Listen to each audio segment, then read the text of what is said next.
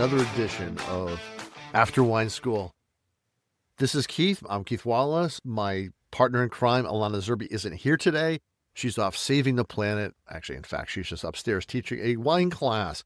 But I just want to drop in because, we had such great news, and I want to thank everyone for this. Anyways, so the Philadelphia Inquirer, our local newspaper, the Yankee, actually just gave us props.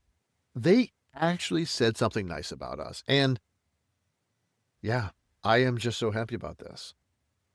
They just announced that we are the silver winner for top trade school in Philadelphia. Yeah. I am ecstatic about this. I love this. It's stunning to me. This is actually their 2020 Philly favorites. This means that a huge number of Philadelphians, our students, the Inquirer readers, voted for us as the top trade school. That's amazing. I love having this recognition. I am so thankful to all of you for recognizing us. Thank you. Once again, thank you. Now, I do want to actually pull a couple quotes out. There's an article that goes along with this in the Philly Favorites magazine, and I just love this. So read a few things here. The Wine School of Philadelphia was founded on a premise that was both simple and subversive. Wine education should be open to everyone. Wanted to introduce the sensibility of a liberal arts education where sensory knowledge is valued over outdated traditions. What Wallace built in Philadelphia is a distinctly American answer to a very old problem. Why should wine snobs hold all the power in the wine world? The school's argument, made through 20 plus years of graduates and counting, is that they don't have to. All right, hey, that's a call to arms against snobbery and tired old ways of doing things, if I ever heard it. So yay. And I love it. I love it. The fact that right now, actually, Alanna's upstairs actually doing that very thing. So, well, thanks, everyone. That's awesome. And thanks to the Inquirer, I guess, for once. All right. I love this because us being called a trade school, I think is really important. And because it kind of recognizes what the wine school does. Now, first and foremost, technically, we offer the classes here in Philly, but the real trade school is actually in Vermont. That's the National Wine School that actually authorizes all of our professional sommelier and winemaking and all of our other credentials and all the other certifications we offer go through Vermont. And that's been going on for about the last 10 years. And it's really important because being able to offer professional wine certifications that are recognized by a state government is really important to me, largely because what I think most people don't realize is that the standard, right? What the international standard is just unregulated trade certificates, right? So all the big actors in wine education, they start a corporation, sometimes a nonprofit, and they issue out unregulated trade certificates, which is great and fine, but I am not comfortable with that being the foundation of an education system. Because if you think about it, the wine world, I mean, we're a multi-billion-dollar industry just in the U.S. alone. And for our forward movement and to ensure that certifications are valued and have weight, I really think either federal recognition, which has not happened, and I don't think it may ever happen, but at least state recognition, running education programs through state-recognized, state-accepted programs is really key for our students. I really think that what we do here and what wine education is generally around the country is to give people a way to get into the wine industry without having to have a 4 or a 6-year degree. That shouldn't be the standard because, let's be honest, it's not really required. A winemaker doesn't really need to have a master's degree. What they need is trade certifications. That's what they really need. But I know wine is fancy and no one wants to think of us in the same way as an HVAC technician. But in some ways we kind of are. But I think the underlying structures need to be stronger, and I'm hoping that this recognition from the Inquirer actually may help us get this conversation going a little bit more, as boring as it is. All right, so I want to pivot because something that's been bothering me, something that's really made me sad and over the last couple of weeks is what's been going on in East Coast wineries. And if you haven't heard, we have massive destruction of our vineyards, or at least for the 2026 harvest has been pretty much wiped out across the board in Virginia, Maryland, and Pennsylvania. So really tough.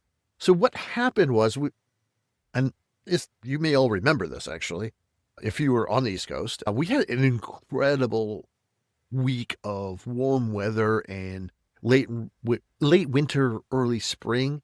It was just delightful, like 70s, 80-degree weather. Everybody was happy, which is, I gotta say, very weird in Philly, seeing a lot of people happy.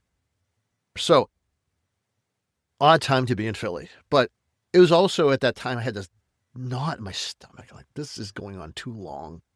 Because you have to understand something about vines. So, vines wake up when they have enough sunshine and warmth hitting their dormant cells, right? So vines, like many plants and trees, reserve all their carbohydrates, the things that make them grow underground in their root systems. So that once it starts warming up, once it starts becoming sunny and warm, those carbohydrates are pulled up through their vascular system in through their trunk into the buds. And those buds, right, these dormant buds will start opening up. And what they'll open up, this little green tendril will point out. And eventually what this is going to be is, this is going to actually become another branch. Not really a branch, but I want folks who don't understand vines, I want them to be able to visualize this, right? The other type are actually going to be flowers. So then you'll have buds that are going to be flowers. And this is the most important ones, because those flowers will turn to grapes, to grape bunches. Now, so if that bud dies, we don't get grapes. All right? So what happened was we have a really, really early bud break. And then we have a freeze. It was around April 20th, 21st, and it was bad. It hit a huge chunk of the East Coast. And we're looking at 80% losses in Pennsylvania in many places. Same with actually in Virginia. And the worst, I think, is Black Ankle Vineyards in Maryland. Now, I love Black Ankle. They've reported 100% bud loss, and that's across 100 acres, and they're estimating that's going to be $10 million in lost revenue. That is brutal. This is, like I point out to my students, winemaking is, a series of choices.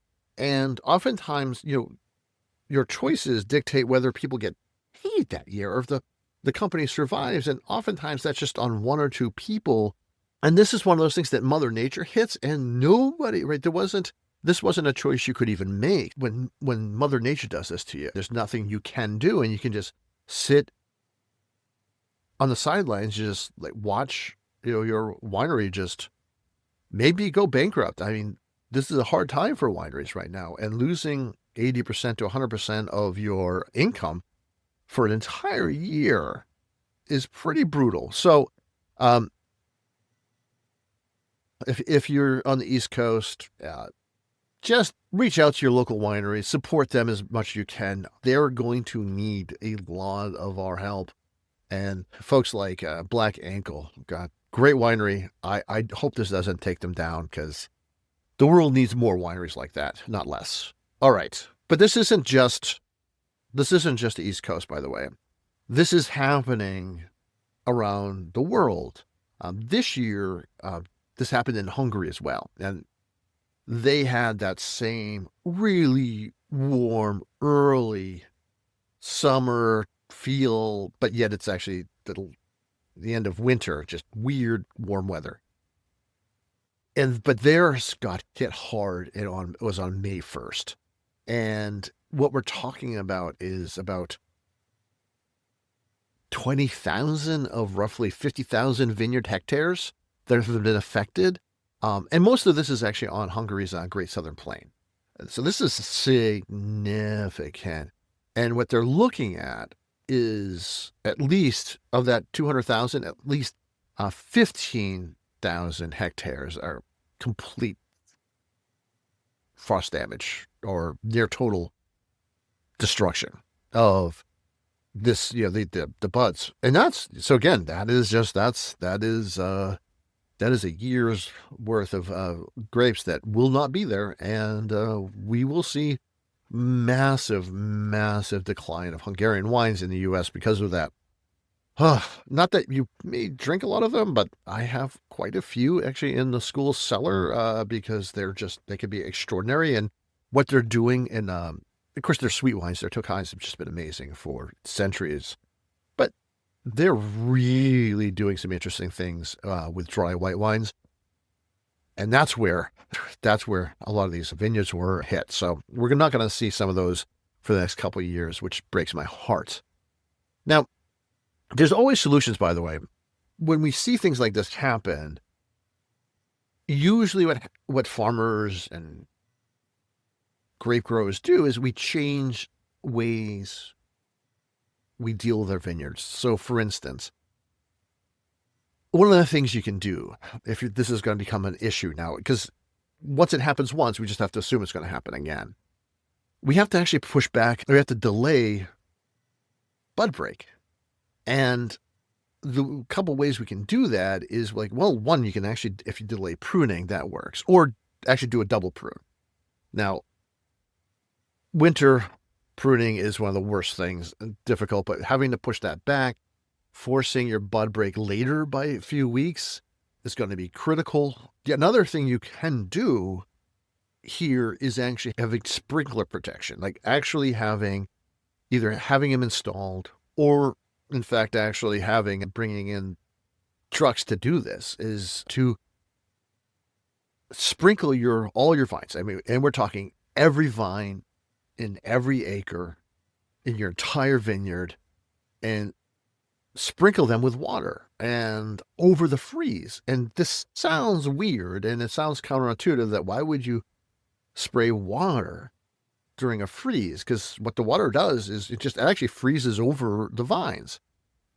But it does something also very, very interesting. And you have to keep that sprinkler system going. And if you stop at any moment, your vines will die. What happens here is that as it sprinkles and it hits your vine, as it freezes, it releases energy, actually just enough energy to create this little pocket of heat just above the freezing level around your vine and around the buds. And it works extremely, extremely well. It's really hard to build the system and very expensive with the level of water you need to do this. But I should also make the caveat that if your temperatures dip below 10 degrees Fahrenheit, all bets are off. The sprinkler system just doesn't work at that stage. But these are things we can do, and I'm sure there's more out there. These are just ones that I actually know of and have done. But one of the hard things on the East Coast, and this is pushing your bud break later. That's tough to do, just largely because you actually need that early spring to get enough degree days to get ripeness. But this is what we have to do at this stage. So, yeah. I'm going to talk about now. I'm just going to switch over a little bit because I was teaching a class, and someone always makes the joke about once they find out, or I tell them about, I come from a long line of ministers, and I mean a long line. The most competitive I've ever seen anybody was actually at Thanksgiving, when they vied to who was going to give the prayer. And there was 6 ministers, and all of them wanted to give the blessing. Oh God, yeah. Needless to say, yeah, weird way to grow up. love them all, but my God, I haven't been in the church since I was 13. But communion is always this interesting thing to me, largely because it really ties back to such an ancient world. And because it actually ties back to the Phoenicians and the Canaanites. One of the things that almost all of these like late Bronze Age religions had was they would pour wines out for the god. It was like it was a ritual sacrifice in a temple at an altar. And this was really consistent. And in fact, actually, early Israelites, they adopted these as well. In Judea, the religious elements of that culture, of the Jewish culture, you saw two things. You saw altar sacrifices, and you also saw household rituals. And those are things that also happened in all the other earlier religions as well, where you saw this split between how you practice your religion with wine at home and then at your synagogue or at the temple. At the home was, of course, it had to deal with bread, it had to deal with wine, it had to do with blessing, but you would consume it. And for us, what we think of this as like the Last Supper, right? That was one of those moments where, or Passover as well. Like these are these core elements where these old Judaic cultures are come and inform Christian communion. But it's always odd that it was the household symbolism, the things that happened in the house, that actually were remained, and they became the public expression of Christianity through communion. That's interesting to me. And the reason that happened, and one of the interesting things is we can blame the Romans for this. Because when the Jews rose up in rebellion and the Romans came in, and this is about 70 AD, and just crushed them. They also just completely destroyed the temple system, absolutely destroyed it, and effectively actually ended the altar system, because the Romans really forced the Jews into their homes and out of public life, and that stuck. So the ancient world's traditions were actually destroyed by the Romans, because the last culture that held on to those old cultures were the Jews. And that is where communion comes from, right? That becomes the public facing instead of the altar system. So, and I'm very grateful for that, because Lord knows, it would be really, really weird if we actually we're pouring one out for the homies, in every church in America, rather than the little communion. But yeah, so there it is. Always blame the Romans for everything that went wrong, and everything that went right too. But yeah, so there it is. My little piece of cultural anthropology of the day. I am going to be teaching the history of modern wine. Like, how did modern wine culture come to be? It's an entire major advanced sommelier program I'm going to be teaching in the fall, and I'm already starting to think about it. Thanks, Philadelphia, for being so awesome, voting us as a top trade school. Maybe next year we become the top trade school, and maybe we just dominate from here on out and let's turn Philly into a wine school community. All of it. Let's just co-opt everybody. We're gonna bring everyone in. We'll need to build bigger school, but hey, love you all. Talk to you soon. See you in class.